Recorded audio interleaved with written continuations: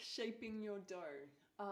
We turn it out onto the bench, onto a floured surface. So you don't need heaps of flour, but it's nice to have a bit like on the side so you can pull it in as necessary, especially if it's a little bit sticky, the dough. So I'm going to just scoop my hand around the edges of the bowl. You can see how that kind of works, and you just keep gathering more and more. And having your hands lightly floured at this point is a good idea. Also, one thing that is handy to have out already is brown rice flour ready to go, because we put that in the bowl afterwards to stop it sticking once it's shaped.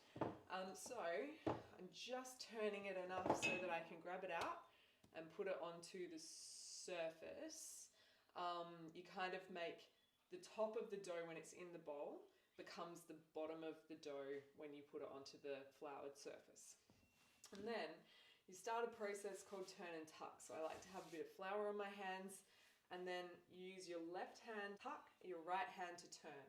So I'm just going to tuck and turn, and it starts to form a bit of a rounded shape. You can turn it into whatever shape you like. Some of your cooking pots will be an oblong shape.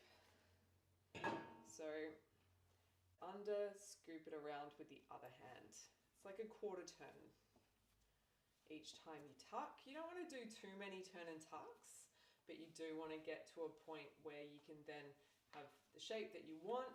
So mine's pretty good like this, I'm happy.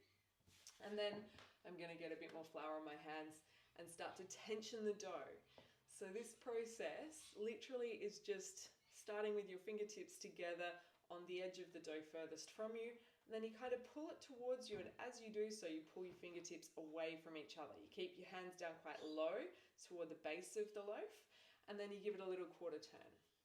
So we pull and then turn it a quarter of the way around, and just do that until you are happy with the tension and the shape.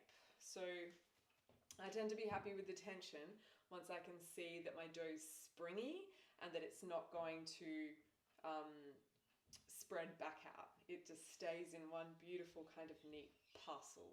And then I'm just going to get my brown rice flour, about a teaspoon or so of that, sprinkle it around the edges of the bowl. Most of it will fall to the bottom, and that's fine.